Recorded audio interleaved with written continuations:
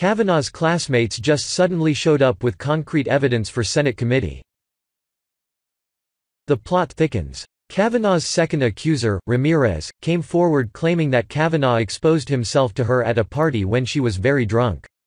Of course, not even Ramirez was sure that it was Kavanaugh and had to ask other classmates recently if they thought it was Kavanaugh or not. So far there are at least 2 people who were present at the same party that have come forward to say it was in fact not Kavanaugh. Well, now she has reportedly spoken to the FBI just as a New York Post writer has found something that might blow the allegation to pieces, which we will get to in just a bit.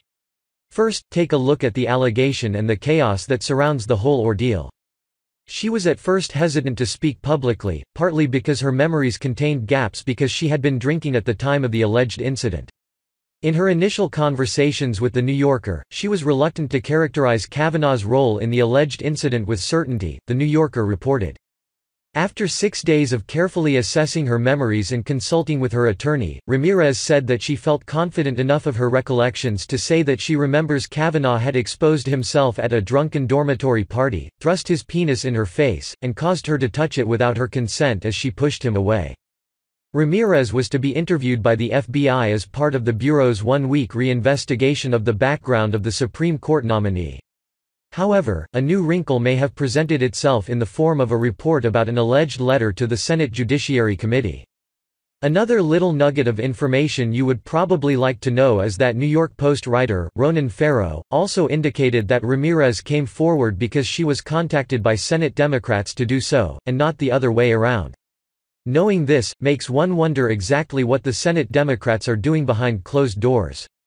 According to New York Post journalist, Paul Sperry, a former classmate of Ramirez who attended the same party, has come forward and identified a fraternity brother as the actual person who allegedly exposed himself to Ramirez.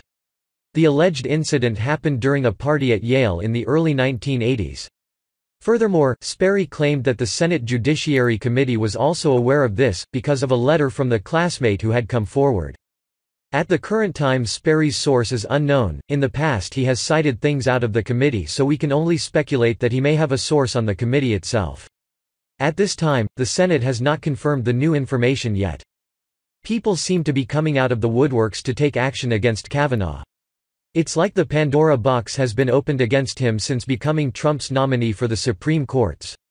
Which isn't too surprising when we consider all the dramatic attempts the Democrats have made in the past to cut the right down no matter what it takes, including their souls.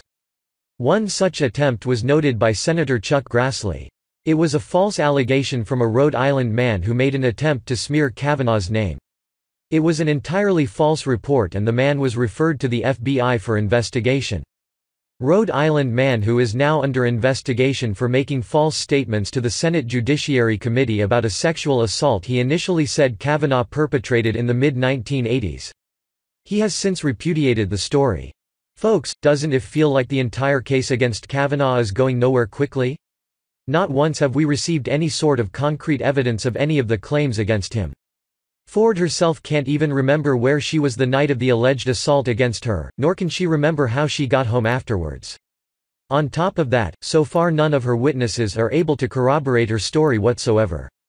Ramirez, his second accuser, was so drunk she had to ask other peers if what she thought happened was true, and there was a mixed response, yet she still decided to come forward with her accusations despite them being a drunken blur.